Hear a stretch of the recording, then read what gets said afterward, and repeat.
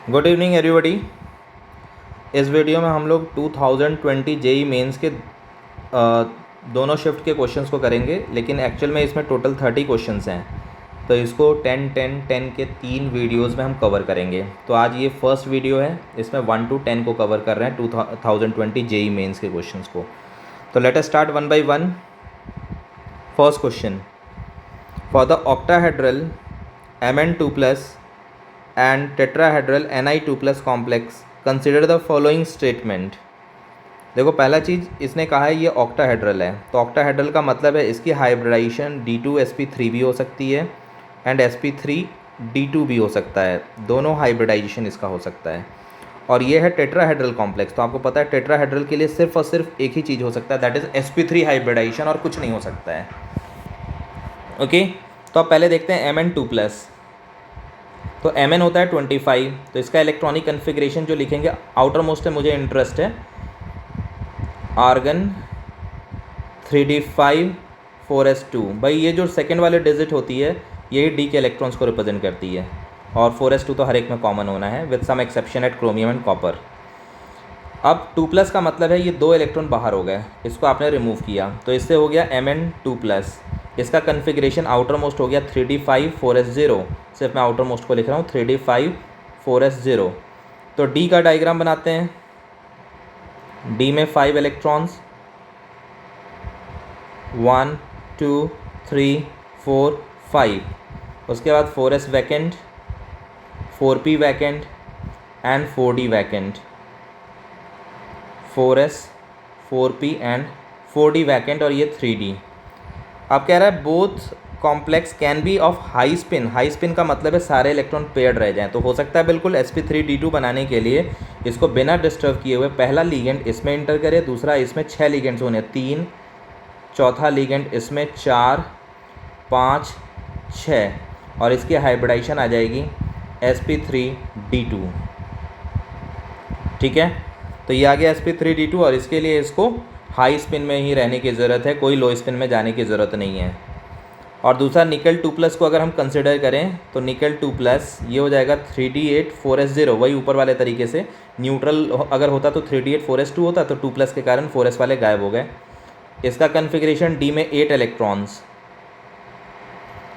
1 2 3 4 5 6 7 8, right, और sp3 होना है तो इसको तो S से ही शुरू करना है, ये 4s है, ये 4p और ये 3d था, तो पहला लीगेंड यहाँ पे, दूसरा यहाँ पे, तीसरा यहाँ पे, चौथा यहाँ पे। येस ऑफ कोर्स इसमें भी स्पिन को चेंज करने की इसे ज़रूरत नहीं पड़ी, इसको हम कहेंगे हाई स्पिन अपने मैक्सिमम स्पिन पे है। अगर स्ट्रॉन्ग फील्ड लीगेंड होता है तो इसकी पेयरिंग हो जाती है।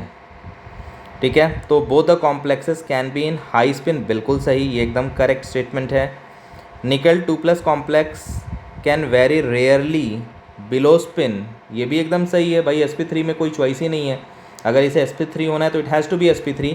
इन दैट केस जो स्पिन होगा it is corresponding to 2 unpaired electron. Spin basically unpaired electron की रिप्रेजेंटेशन है, म्यू निकलता है जिसमें अनपेयर्ड इलेक्ट्रॉन हम यूज़ करते हैं, तो ये स्टेटमेंट भी करेक्ट है। With strong field ligand Mn2+ complex can be low spin, ये भी करेक्ट है, क्योंकि अगर आप स्ट्रॉन्ग फील्ड लिगेंड लोगे तो स्ट्रॉन्ग फील्ड लिगेंड में क्या होगा, ये इधर जाके पेयर्ड होगा, ये इधर जाके पेयर्ड होगा, तो उस केस में जो Mn2+ का कन्फिग्रेशन हो जाएगा SFL के केस में, स्ट्रॉन्ग फील्ड लिगेंड के केस में, वो हो जाएगा T2G में ही सारे इलेक्ट्रॉन पैक हो जाएंगे, 2 और ये T2G है, EG खाली हो जाएगा, तो ये अब लो स्पिन में आ चुका है। अब इसकी स्पिन जो पहले 5 अनपेयर्ड इलेक्ट्रॉन की थी अब सिर्फ 1 अनपेयर्ड इलेक्ट्रॉन की रह गई, और लीगेंड अपने इलेक्ट्रॉन यहाँ से डोनेट करना शुरू करेंगे।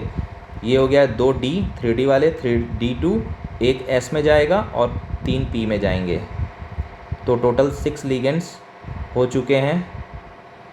ठीक है, उस केस में D2sp3 हाइब्रिडाइजेशन हो जाएगी इसकी, तो ये स्टेटमेंट भी करेक्ट हो गया।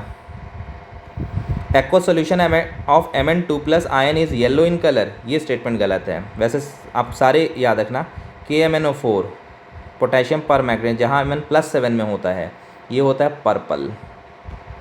दूसरा होता है K2MnO4, ये होता है +6, इसमें Mn के सारे कंपाउंड्स बता रहा हूँ, ये होता है ग्रीन। तीसरा होता है MnO2, इसमें Mn होता है +4 में, ये होता है ब्लैक। और चौथा है MnO जिसमें Mn +2 में है, ये होता है कलरलेस। ठीक है, तो that's why first second and third option is correct, इसमें डी आ जाएगा। Now heading for the second question. Next है consider that a D6 metal ion M2+ forms a complex with aqua ligand। अब देखो aqua ligand ये WFL हुआ, aqua मतलब water, तो वाटर है तो ये हो गया WFL weak field ligand, WFL weak field ligand. वैसे मैं बता देता हूँ SFL में आते हैं जो कार्बन या फिर नाइट्रोजन एंड से डोनर होंगे, लाइक CO इसमें कार्बन एंड डोनर है, CN कार्बन CN-, इसमें कार्बन एंड डोनर है। ऐसे ही नाइट्रोजन वाले में जैसे पायरिडीन हो गया, इसमें नाइट्रोजन डोनर है, ईन हो गया NH2 CH2 CH2 NH2, ये सारे SFL हैं। और WFL में आ जाएगा जिसमें ऑक्सीजन या हेलोजन्स हो, जैसे F-, Cl-, Br-, I-। Oxalate में देखो कार्बन है लेकिन कार्बन डोनर नहीं है, डोनर एंड पे ऑक्सीजन बैठा हुआ है, तो जिसमें ऑक्सीजन, ये कार्बन एंड नाइट्रोजन डोनर होने चाहिए, इसमें halogens and carbon donor oxygen donor होने चाहिए। तो ऑक्जेलेट हो गया, H2O हो गया, OH- हो गया, एल्कोहल हो गया C2H5OH, कोई भी एल्कोहल ETC। तो अब इस स्टोरी को देखते हैं। इसने कह दिया है कि ये तो WFL है वीक फील्ड लिगेंड, यानी पेयरिंग नहीं होगी इसमें। The spin only magnetic moment is 4.9 bm। तो देखो 4.9 bm का मतलब हो गया, क्योंकि म्यू का फॉर्मूला मैं लिखता हूँ, म्यू इज़ √n × n+2 होता है bm, बोर्स मैग्नेटॉन। यहाँ पे n जो होता है अनपेयर्ड इलेक्ट्रॉन को रिप्रेजेंट करता है, तो 4.9 होने के लिए n की वैल्यू को 4 होना होगा। 4 अनपेयर्ड इलेक्ट्रॉन होंगे तो ये √24 होगा, जो कि 4.9 होगा। तो पहले हम देखते हैं कि SFL में इसका अरेंजमेंट कैसा होगा। ठीक है, तो ये रहा d ऑर्बिटल मैंने बना दिया 5, ये मैंने बांट दिया, ये T2G है और ये EG है। वीक फील्ड लिगेंड में पहले सिंगली फिल करना है, ठीक है, और छठा यहाँ पे पेयर्ड हो गया, यही कन्फिग्रेशन होगा। अगर SFL होता तो मैं यहाँ पे ना देके इसको यहाँ पे लिख रहा होता। ठीक है, तो अभी हमारे पास WFL है, इसीलिए मैं इसको पेयर्ड नहीं करूँगा, ये सारे इलेक्ट्रॉन्स रहेंगे और इसका कन्फिग्रेशन होगा ऐसा, एक यहाँ पे, यहाँ पे, यहाँ पे, यहाँ पे। और इसमें अभी आप देख लो N4 है, 4 अनपेयर्ड इलेक्ट्रॉन है, 1 2 3 4। तो इसका मतलब ये कन्फिग्रेशन है। तो कह रहे हैं कि अब क्या हो सकता है इसकी geometry and crystal field stabilisation energy. ठीक है, तो अब देखो ज्योमेट्री का तो 2 पॉसिबिलिटी है, क्योंकि लिगेंड्स के नंबर पर डिपेंड करेगा। जैसे कि इसकी ज्योमेट्री ऐसे भी हो सकती है कि सिर्फ इसमें 4 लिगेंड हों तो ये sp3 रह जाएगा, तीसरा यहाँ पे और चौथा लिगेंड यहाँ पे। तो अगर इसमें 4 लिगेंड हुए तो ये sp3 रह जाएगा, यानी टेट्राहेड्रल होगा। ठीक है, और दूसरी पॉसिबिलिटी ये है कि इसमें 6 लिगेंड्स हों। तो अगर 6 लिगेंड्स होंगे, तो मैं इसको यहाँ पे कर रहा हूँ, तो 6 लिगेंड्स होंगे तो इसका कन्फिग्रेशन ऐसा हो जाएगा। D को हमने बना दिया 1 2, बाकी सब जगह तो अनपेयर्ड थे। और इन केस ऑफ 6 लिगेंड ये 4s 4p और ये 4d 4p 4d 6 लिगेंड्स, एक लिगेंड यहाँ पे, दूसरा यहाँ पे, तीसरा यहाँ, चौथा यहाँ, पांचवा यहाँ, छठा यहाँ, और वो हो जाएगा sp3d2 यानी ऑक्टाहेड्रल कॉम्प्लेक्स। तो अब इसकी क्रिस्टल फील्ड स्टेबलाइजेशन यहाँ पे 2 पॉसिबिलिटी बन सकती है, टेट्राहेड्रल भी हो सकता है, ऑक्टाहेड्रल भी हो सकता है। अब सबसे पहले अगर ये टेट्राहेड्रल हो तो टेट्राहेड्रल, तो हम देखते हैं इलेक्ट्रॉन की फिलिंग कैसे होगी। टेट्राहेड्रल में T2G ऊपर होता है और EG नीचे होता है, EG नीचे होता है, T2G एक क्रिस्टल फील्ड थ्योरी में आता है। एंड ऑक्टाहेड्रल में उल्टा होता है, इसमें EG ऊपर होता है और T2G नीचे होता है, और यहाँ पे EG होता है। अब हम शुरू करते हैं। पहले WFL है और यहाँ पे हमें 6 इलेक्ट्रॉन 6d इलेक्ट्रॉन है हमारे पास, ये देखो 6d इलेक्ट्रॉन्स इसने दे रखे हैं यहाँ पे। तो 6d इलेक्ट्रॉन को मैं यहाँ पे प्लेस कर रहा हूँ। तो पहले इसमें तो WFL के केस में कोई पेयरिंग नहीं करनी है, पहले सिंगली फिल होगा फिर पेयरिंग होगी। तो स्टार्ट करते हैं 6 इलेक्ट्रॉन को फिल करना, 1 2 3 4 5 और ये हुआ छठा, राइट। बेस लाइन से ये कितना होगा ऊपर, दिस इज़ 0.4 ऊपर होगा, और ये कितना होगा नीचे, दिस इज़ -0.6। और टेट्राहेड्रल का केस है तो delta T is crystal field stabilisation energy. तो अब मैं CFSE इसका निकालता हूँ, 0.6 इंटू 3 इलेक्ट्रॉन्स, क्योंकि यहाँ पे देखो 3 इलेक्ट्रॉन है और हर एक की एनर्जी इतने से कम हो गई। तो नेट ये आ जाएगा, पहला ब्रैकेट -0.6 इंटू टोटल 3 इलेक्ट्रॉन, और ऊपर में क्या है 3 इलेक्ट्रॉन अगेन, और हर एक की एनर्जी इतनी ज़्यादा 0.4 डेल्टा टी ज़्यादा, तो इसीलिए 0.4 इंटू 3 इलेक्ट्रॉन है, इतना हो गया डेल्टा टी। इसको हम, ये डेल्टा टी है, सफिक्स में टी है, डेल्टा टी। इसको अब हम सिंप्लीफाई करते हैं तो ये आ जाएगा -0.6 डेल्टा टी CFSE। तो टेट्राहेड्रल में -0.6 डेल्टा टी, यही ऑप्शन मैच कर गया। वैसे हम दूसरे का भी CFSE निकाल लेते हैं। इसमें 6 इलेक्ट्रॉन को जब हम प्लेस करेंगे तो 1 2 3 4 5 और ये 6, पहले सिंगल फिर पेयर्ड, क्योंकि WFL है। SFL होता तो पहले हम पेयर करते फिर ऊपर वाले EG में जाते। अब यहाँ पे उल्टा हो जाएगा, ये वैल्यू है 0.6 डेल्टा O, ऑक्टाहेड्रल कॉम्प्लेक्स की बात हो रही है तो सफिक्स में O लगेगा, और ये जो वैल्यू होगी -0.4 डेल्टा O। तो अब अगर हम CFSE निकालें इसकी,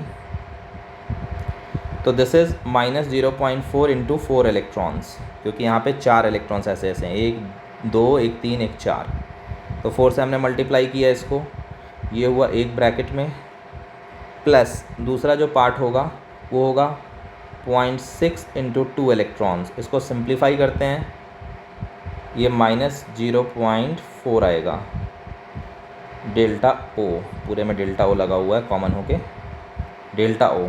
तो देखते हैं क्या ऑक्टाहेड्रल के लिए कोई -0.4 डेल्टा O लिखा हुआ है इसमें, वो भी ऑप्शन हो जाएगा। तो ऑक्टाहेड्रल में एक में इतना माइनस लिखा हुआ है, एक में इतना माइनस लिखा हुआ है, यानी ऑक्टाहेड्रल के कॉरस्पॉन्डिंग का किसी का CFSE करेक्ट नहीं है, इसीलिए सिर्फ एक ऑप्शन C आ जाएगा। Now heading for the next question, कह रहा था simplified absorption spectra of 3 complexes first second third of Mn plus ion is provided below. The lambda max value are marked by A, B and C respectively. The correct match between the complexes and their lambda max value is. ये दिया हुआ है, okay. देखो सबसे पहले lambda सबसे ज़्यादा किसका, यहाँ 0 है और इस साइड बढ़ते जा रहे हैं इन्फिनिटी की तरफ, तो ये जो लैम्डा है सबसे ज़्यादा है, मैक्सिमम, राइट। अब एनर्जी जो होती है E is equal to hc/λ, तो जिसका लैम्डा ज़्यादा होगा उसकी एनर्जी मिनिमम होगी, तो ये मैक्सिमम लैम्डा हुआ। लेकिन एनर्जी वाइज इस मैं अब लैम्डा क्या लिखूँ, लैम्डा को नहीं लिखते हैं, सिर्फ एक चीज़ लिखते हैं, यहाँ पे एनर्जी E मिनिमम है, मिनिमम एनर्जी, इस हिसाब से ये हो जाएगी मैक्सिमम एनर्जी, क्योंकि इसका लैम्डा सबसे ज़्यादा है, तो मैक्सिमम, और वो बीच में होगा मैक्सिमम एनर्जी। अब देखो WFL जो होता है, WFL के केस में इट रिपेल्स लेस, ये कम रिपेल करता है, इसीलिए नाम होता है वीक है, इट रिपेल्स लेस। और जब लेस रिपेल करेगा तो इस केस में क्या होगा, तो इट रिपेल्स लेस, ये कम रिपेल करेगा। तो अगर देखो ये रिपेल कम करेगा, ठीक है, तो इसका मतलब वहाँ पे जो स्प्लिटिंग होती है CFSE की वो कम होगी। जैसे मान लो मैं ऑक्टाहेड्रल में ही लेके समझाऊँ तो इसमें T2G और EG के बीच में स्प्लिटिंग होती है, जिसको कि हम डेल्टा O कहते हैं, क्रिस्टल फील्ड स्टेबलाइजेशन एनर्जी।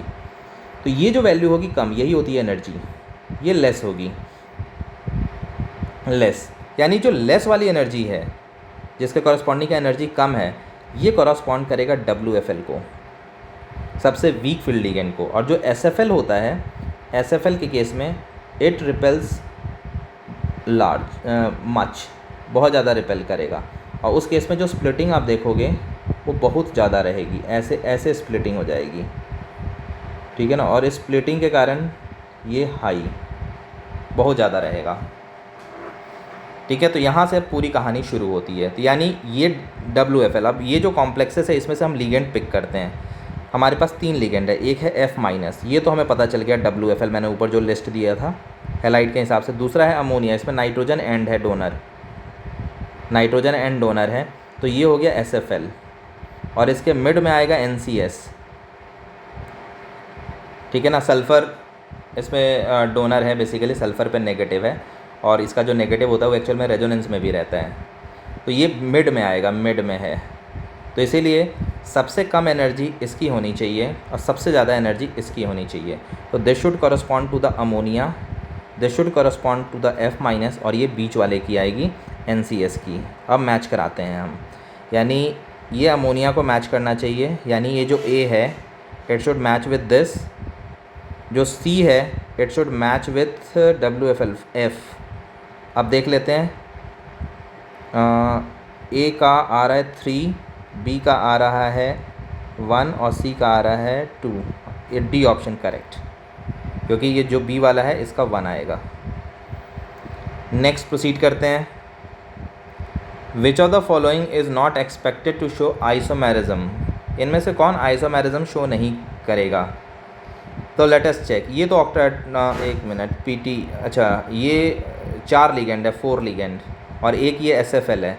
देखो अमोनिया का याद रखना, अमोनिया जो बॉर्डर लाइन होता है, कभी SFL कभी WFL, तो ये कब SFL होगा कब WFL, उसकी थ्योरी सिंपल सी है कि अगर ये 4D सीरीज़ का कोई मेटल हो या 5D सीरीज़ का मेटल हो, ठीक है, मेटल, तो इसके साथ ऑलवेज़ SFL की तरह बिहेव करेगा।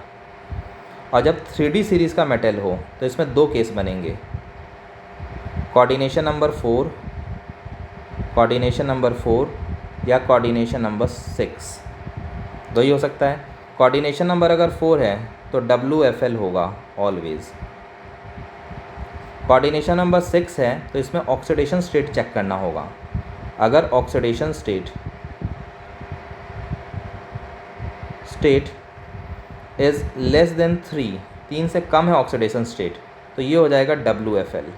लेकिन अगर इसका oxidation state greater than equal to 3 है, मेटल का oxidation state greater than equal to 3 है, तो ये SFL होगा।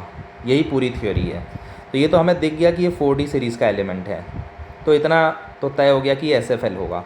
और अगर 4 हैं और SFL है, ठीक है, तो इसका आप करके देख लो, 4 और SFL, तो ये D2sp3 हाइब्रिडाइजेशन हो जाएगा। निकल के नीचे होता है प्लैटिनम, निकल, प्लैटिनम,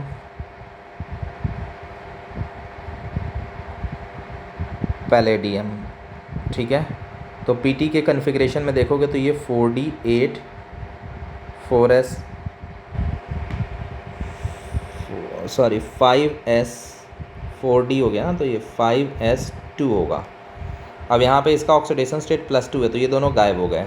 तो इसके गायब होते ही इसकी कन्फिग्रेशन 4D8 हो गया और ये SFL है। तो इसको हम प्लॉट करते हैं, 4D8 और SFL 5, और ये हमने कर दिया। तो 4D8 और SFL है, स्ट्रॉन्ग फील्ड लिगेंड है अमोनिया।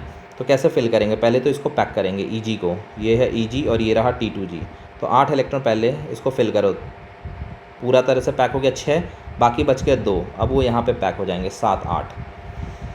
तो हमारे पास ये कन्फिग्रेशन हो गया इसका।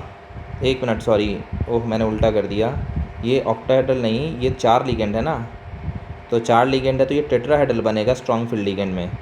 तो ये टेट्राहेड्रल का मतलब है 5। पहले हमें टेट्राहेड्रल में उल्टा होता है, ये EG है और ये T2G है इधर का, यहाँ से बॉर्डर लाइन होगा। तो पहले इसको फिल करना 1 2 3 4, ठीक है। अब उसके बाद इधर से आप पैक कर दो, हमारे पास जो 8 इलेक्ट्रॉन है, ठीक है, 1 2 3 4, ये होगा पहले EG, फिर फिल होगा T2G। ओके, तो 8 इलेक्ट्रॉन्स हमने पैक कर दिए इसके। अब उसके बाद जब हम इसका कन्फिग्रेशन फॉर्म करेंगे तो यहाँ से ये शुरू करेगा डोनेट करना। 4 लिगेंड है, ठीक है, और इसकी हाइब्रिडाइजेशन आ जाएगी DsP2 का मतलब ये स्क्वायर प्लेनर हो गया, और स्क्वायर प्लेनर होने के कारण ये सिस ट्रांस शो करेगा। तो मैं थोड़ा सा मिटा देता हूँ, इसके लिए ये थ्योरी इंपॉर्टेंट है। अब इसका पहले कन्फिग्रेशन, सिस ट्रांस शो करने के कारण ये आइसोमेरिज्म शो कर रहा है। कैसे सिस ट्रांस शो करेगा? Cl ऐसे रख दो, अमोनिया ऐसे रख दो।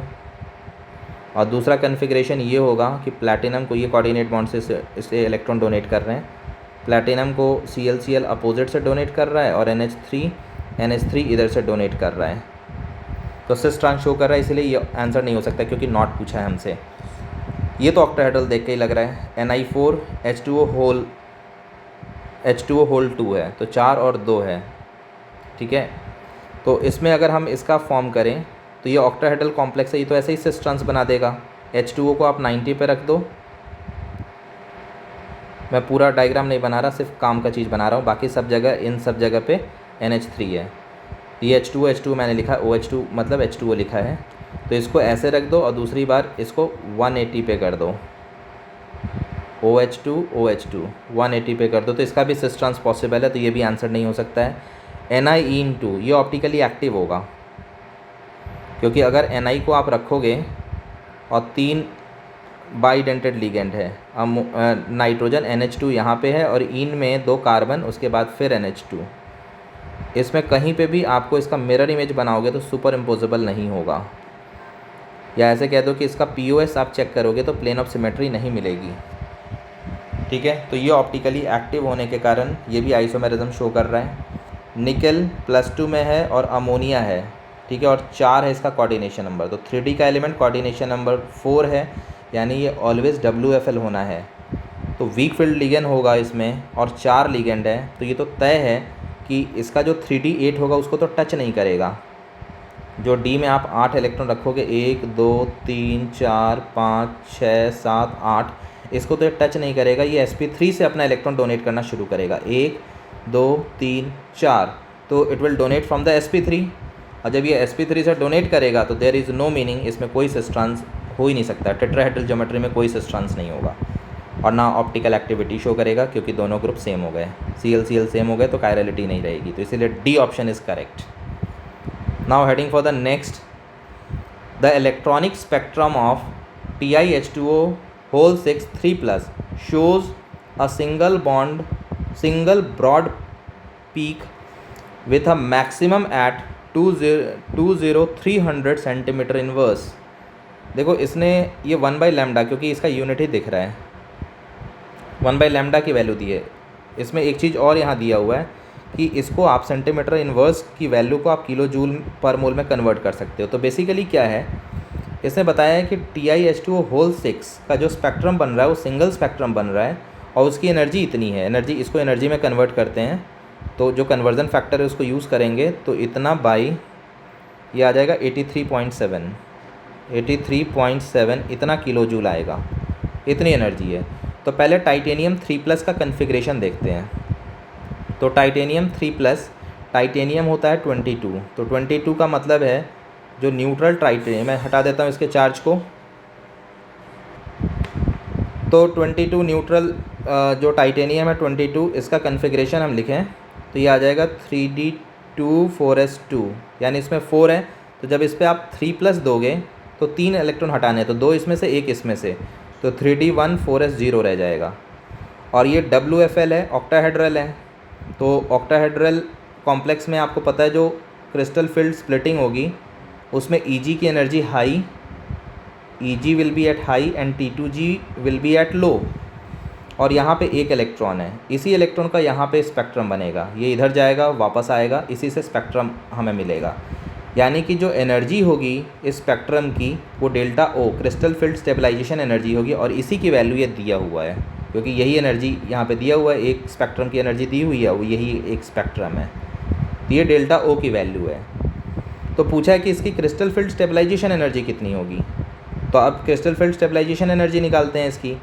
तो ये मैंने इसके पहले भी एक क्वेश्चन में यूज़ किया था कि ये जो वैल्यू होती है ये 0.6 ΔO हाई, और ये जो वैल्यू होती है -0.4 ΔO, माइनस इसीलिए क्योंकि ये लोअर साइड में है। ओके, तो अब मल्टीप्लाई कर देते हैं, क्योंकि CFSE इसकी जो आएगी, CFSE सिर्फ एक ही इलेक्ट्रॉन है और वो T2g में है, तो तो ये वैल्यू आ जाएगी -0.4 इंटू 1 डेल्टा ओ। डेल्टा ओ की वैल्यू पुट करते हैं तो 0.4 इंटू 2300 बाई 83.7।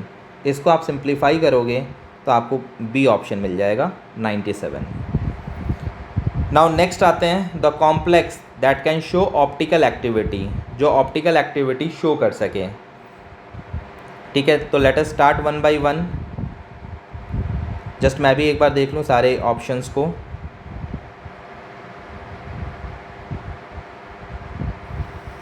ये तो ऑप्टिकली इनएक्टिव क्योंकि ऑक्टाहेड्रल कॉम्प्लेक्स है और सिस फॉर्म दिया है, तो सिस फॉर्म में इसमें POS तो हम निकाल ही सकते हैं।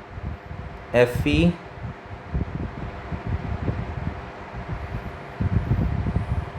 हाँ, ये ऑप्टिकली एक्टिव हो जाएगा। नहीं ट्रांस नहीं, ये हो जाएगा सिस। वैसे ये मैं बता रहा हूँ क्यों ऑप्टिकली एक्टिव नहीं होगा। अमोनिया सिस है तो दोनों अमोनिया को आपको 90 पे रखना होगा, और बाकी तो CN है। CN तो भाई बाकी के 4 पोजीशन पे रहेंगे ही रहेंगे। तो इसमें देखो POS मिल जाएगा। अगर आप इसके अलॉन्ग लोगे प्लेन, इसके अलॉन्ग इसको प्लेन में रख दो, यानी यहाँ पे मिरर रख दो, तो आपको इसका इमेज ये मिल जाएगा। यानी इसमें प्लेन ऑफ सिमेट्री है। प्लेन ऑफ सिमेट्री का मतलब एक ऐसा प्लेन सेलेक्ट करो जिस प्लेन के अलावा जो एटम्स हैं, जो प्लेन पे चले गए उसको तो भूल जाना है, उसके अलावा जो एटम्स है उसके सामने में उसका मिरर इमेज हो। ठीक है, तो ऐसे ही ट्रांस, ये तो ट्रांस है, ये तो ऐसे ही हो जाएगा। ट्रांस का अगर आप ज्योमेट्री बना लो, क्रोमियम ऑक्सलेट 2, ऑक्सलेट में ऑक्सीजन डोनर होते हैं, कनेक्टेड होता है C डबल बॉन्डों से। Oxygen donor connected 2 C double बॉन्डों से, और यहाँ पे Cl और यहाँ पे Cl। तो यहाँ पे भी अगर आप इसके अलॉन्ग मिरर रख दो, इसके अलॉन्ग मिरर रख दो जो येलो से मैंने किया है, तो आप देखो Cl का इमेज Cl मिल जाएगा। यानी इसमें भी POS है। ये भी हो गया ऑप्टिकली इनएक्टिव, ये भी ऑप्टिकली इनएक्टिव। ऐसे सेम एक्सप्लेनेशन इसके लिए, इसका भी ट्रांस ऑप्टिकली इनएक्टिव, इसका नहीं होगा क्योंकि बाइडेंटेड लिगेंड और ये सिस है। इसमें कोई प्लेन ऐसा हमें नहीं मिलेगा। Cr बाइडेंटेड लिगेंड, ये रहा Cl, ये रहा Cl, ये रहा ऑक्सलेट, ये रहा ऑक्सलेट। इसमें आप कुछ भी कर लो आपको नहीं मिलेगा। ठीक है, किसी में भी मान लो आप ऐसे मिरर रखते हो इसके अलॉन्ग ताकि Cl कवर हो जाए, इसके अलॉन्ग मिरर रखते हो, तो ये जो पूंछ है इसकी इमेज, मान लो इस पार्ट पे हम मिरर रख दें तो इसकी इमेज इधर होता कोई ना तो इसकी इमेज बनती, तो यहाँ तो है नहीं, ये तो रेदर यहाँ पे है, तो इसीलिए आपको कोई POS नहीं मिलेगा और ये ऑप्टिकली एक्टिव हो जाएगा। तो plane of symmetry is the best tool. Next आते हैं the D electron configuration of RuEN2Cl2 and FeH2O whole 6 Cl2 respectively is. देखो ये Fe के नीचे ही आएगा Ru। ठीक है, तो ये 3D का एलिमेंट है, तो Fe का कन्फिग्रेशन आप लिखोगे 3D6 4s2। ठीक है, तो Ru का जो कन्फिग्रेशन होगा 4D6 5s2। ये याद रखने का तरीका भी मैंने बता रखा है एक वीडियो में। ठीक है, तो ये हमारे पास इनका कन्फिग्रेशन आ गया। अब इसमें हम देखते हैं, इसमें एक SFL है क्योंकि ईन को अगर आप लिखोगे तो इसमें ये होता है ईन, इथाइलिन डायमीन को हम शॉर्ट में ईन लिखते हैं, तो इसमें नाइट्रोजन एंड डोनर है, तो ये हुआ SFL। तो ये SFL है तो ये तो इसकी पेयरिंग कराएगा ही कराएगा। तो पहले हम इसका आइडिया लेते हैं। इसका ऑक्सीडेशन स्टेट +2 है। Ru का पहले मैं लिख रहा हूँ, तो Ru+2 का मैं बॉक्स डायग्राम बना रहा हूँ। तो D में 6 इलेक्ट्रॉन, D है 6, 1 2 3 4 5 6। पहले मैंने सिंगल फिल किया फिर पेयर किया है, ये समझना है आपको। और यहाँ पे मैंने इसको ब्रेक किया। अब स्ट्रॉन्ग फील्ड लिगेंड है तो ये तो पेयर हो जाएगा क्योंकि ये सारे के सारे किस में जाएंगे, T2G में। This is T2G and this is Eg, D orbital का, तो ये पेयर्ड हो जाएंगे। तो पेयर्ड होने के कारण अब मैं यहाँ से इलेक्ट्रॉन हटा के इसको यहाँ पे मैंने रख दिया, पेयरिंग हो गई। अब ये खाली हो चुका है, जहाँ मैंने ब्लैक डॉट दिया है मैं उसको वाइट करके उसको खाली कर दिया मैंने इसको, अब वो वैकेंट हो चुका है। ठीक है, अब शुरू करते हैं डोनेशन। तो पूछा गया है वैसे इसने कन्फिग्रेशन क्या होगा इसका, तो ये तो ऐसे ही आ गया। T2G में 6 इलेक्ट्रॉन है और Eg खाली है, Eg 0 है इसका Ru का, तो T2G 6। और ऐसे ही दूसरे का लेते हैं Fe, ये आपको पता है WFL है, कोई पेयरिंग नहीं कराएगा। तो यहाँ पे भी Fe+2 में है, तो Fe+2 अगर आप लिखोगे तो ये 2 इलेक्ट्रॉन गायब करने होंगे, तो this is also 3d6 4s0। तो अब D में अगर हम इलेक्ट्रॉन भर दें तो 1 2 3 4 5 6 यही कन्फिग्रेशन रहेगा, क्योंकि लिगेंड कुछ नहीं करेगा D ऑर्बिटल को, क्योंकि वो अब आगे से अपने इलेक्ट्रॉन डोनेट करना शुरू करेगा एंड सो ऑन। तो मुझे तो सिर्फ इससे मतलब है। तो इसमें भी आप स्प्लिटिंग करो, ये T2G है और ये EG है, WFL होने के कारण कोई पेयरिंग नहीं हुई, जैसा कन्फिग्रेशन था वैसा ही आ गया हमारे पास। पहले सिंगल फिल किया, फिर मैंने पेयर किया। तो अब इसको हम चेक करते हैं what will happen in this case. तो इसमें हो गया T2G में हमारे पास 1 2 3 4 इलेक्ट्रॉन हो गए, और EG में हो गया हमारे पास 2 इलेक्ट्रॉन। तो WFL कभी भी होगा SFL कभी भी होगा, तो इसका मतलब ये गैप इतनी ज़्यादा है ना EG और T2G के बीच में कि इलेक्ट्रॉन पहले यहाँ पे फिल करना पसंद करेगा। तो पहले सिंगल और फिर जब पेयर हमने कराया उसी को हमने इस कन्फिग्रेशन में रिप्रेजेंट किया है, यानी हमने पहले T2G को फिल कराया है और उसके बाद फिर हम EG को फिल कराते हैं। यहाँ से कुछ बच जाता तो वहाँ जाता। और यही चीज़ जब आप WFL में आओगे तो इसके ऑक्टाहेड्रल कॉम्प्लेक्स में यही गैप कम रहता है, EG और T2G में ये गैप कम होता है। यही थ्योरी है क्रिस्टल फील्ड की। तो इसीलिए यहाँ पे जब 6 इलेक्ट्रॉन को पुट करने की बारी आएगी तो 1 2 3 4 5 पहले सिंगल और फिर पेयरिंग। तो इसीलिए यहाँ पे देखो T2G में 4, यहाँ पे भी T2G में 4, EG में 2, यहाँ पे भी EG में 2, और यहाँ से ये कन्फिग्रेशन आ गया। तो अब देखते हैं T2G EG 2 और ये 6 और 0, बी ऑप्शन करेक्ट। नेक्स्ट आते हैं, कह रहा कॉम्प्लेक्स हैज़ कॉम्पोजिशन दिस, ये कॉम्पोजिशन है। If the complex on treatment with concentrate H2SO4 loses 13.5% of its original mass, the correct molecular formula of A is. देखो H2SO4 आपको पता है डिहाइड्रेटिंग एजेंट है, पानी निकाल लेता है, पूरी ऑर्गेनिक केमिस्ट्री में यूज़ होता है ये हाइड्रेटिंग एजेंट। तो इसके पानी निकालने के बाद इतना % मास का लॉस हुआ, इसका मतलब पानी का मास इतना % होना चाहिए। तो पहले हम इसका मोलर मास निकालते हैं। इसका मोलर मास ये आ जाएगा 12 हाइड्रोजन का, 16 ऑक्सीजन, 16 × 6 96, 35 ये इसको 35 ही लेना है, तो ये आ जाएगा 105 105 35 × 3, और क्रोमियम का लेना है 52। इन सब का सम मोलर मास होगा, ये वैल्यू आ रही है 265।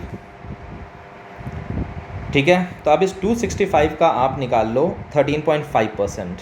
तो 265 का 13.5% हम निकाल रहे हैं, तो ये जो वैल्यू आएगी ये 36 आएगी अप्रॉक्स। तो इसका मतलब पानी का मास 36 होना चाहिए, तो 2 पानी के मॉलिक्यूल, क्योंकि H2O का मोलर मास 18 होता है, तो ऐसे से 2 होने चाहिए, 2 इसी ऑप्शन में है, तो इसीलिए बी इज़ करेक्ट। नेक्स्ट आते हैं, कह रहा है the number of isomers possible for PT in NO2 whole 2।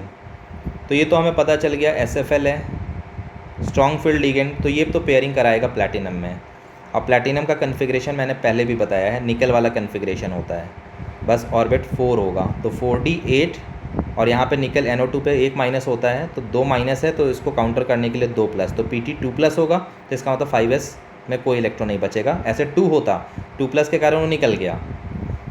तो स्ट्रॉन्ग फील्ड लिगेंड है, तो इसको तो अब पेयर करना होगा, तो आप फिल कर दो इसको, 1 2 3 4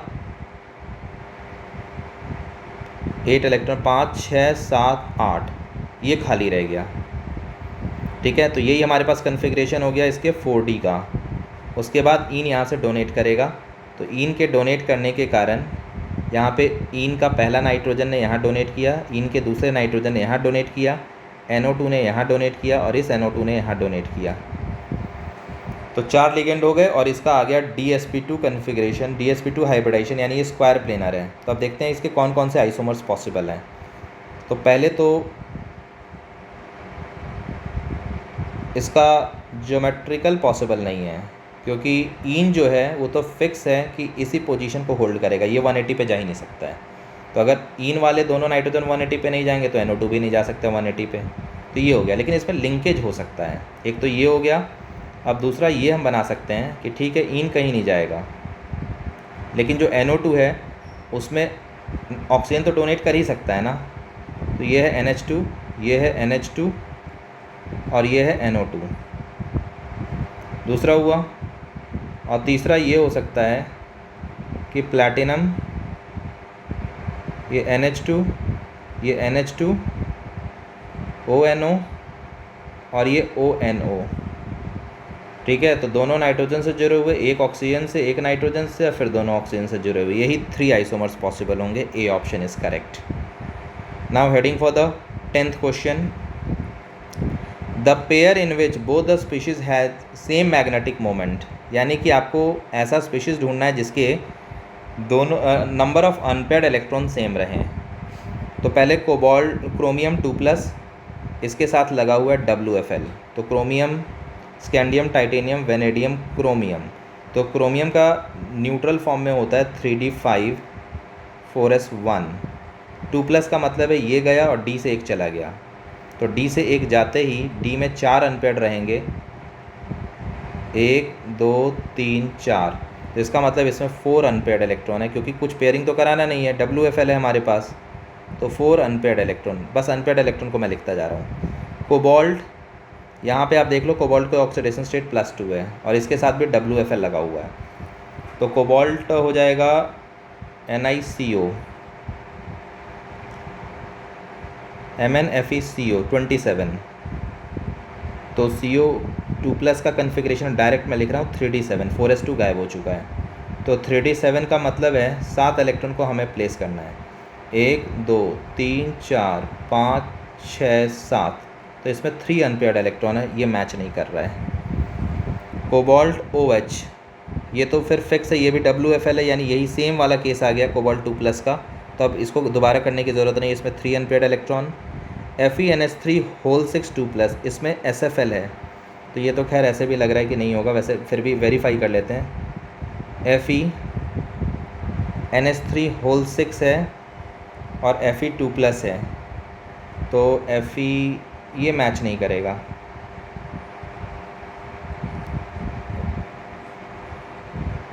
Fe के साथ 2+, यानी कि हो जाएगा 3d6 4s0। 3d6 का आप प्लॉट करो, तो 1 2 3 4 5 6, मतलब ही नहीं बनता है, ठीक है। 4 अनपेयर्ड इलेक्ट्रॉन, इसके साथ अमोनिया WFL होगा, वीक फील्ड लिगेंड, क्योंकि इसकी ऑक्सीडेशन स्टेट यहाँ पे +2 है, ठीक है। तो 3D सीरीज़ का एलिमेंट हो और कोऑर्डिनेशन नंबर अगर 6 हो तो मैंने लिख दिया है, ठीक है। +3 से ज़्यादा ऑक्सीडेशन स्टेट होनी चाहिए तभी जाके होगा SFL, अदरवाइज़ नहीं होगा। ये WFL है, 4 अनपेयर्ड इलेक्ट्रॉन, ये भी मैच नहीं किया। MnH2O 2+, ये तो 6 छूट गया है, क्रोमियम, ये तो यही केस आ गया, तो इसमें तो 4 अनपेयर्ड इलेक्ट्रॉन पता है। Mn2+ में देख लेते हैं, Mn का होता है, ये भी नहीं होगा, क्योंकि Mn का तो हमें पता चल गया, Mn होता है, Mn2+ का हो जाएगा 3d5, न्यूट्रल का होता है 3d5 4s2, तो गायब हो गया, तो इसमें पाँचों के पाँचों अनपेयर्ड इलेक्ट्रॉन होंगे, तो इसमें 5 अनपेयर्ड इलेक्ट्रॉन। अब तो यही रह गया, इसका तो हमने पहले कैलकुलेट किया हुआ 4 इलेक्ट्रॉन्स, और Fe वाले में भी हमने देख लिया है 4 इलेक्ट्रॉन्स, ये ऐसे ये मैच कर गया। Fe ये हमने किया था, Fe वीक फील्ड के साथ, अमोनिया भी तो यहाँ वीक फील्ड ही था, तो यही केस आएगा ना Fe का इस केस में भी, तो दैट्स वाई 4 इलेक्ट्रॉन। ओके, तो ये पहला सीरीज़ का वीडियो, इसमें 10 क्वेश्चन मैंने बनाया है, इसमें टोटल 30 क्वेश्चन है 2020 के, तो अब 11 से 20 के लिए मेरा अगला वीडियो आएगा, ठीक है, उसमें आपको वॉच करना होगा। Thank you for the watching.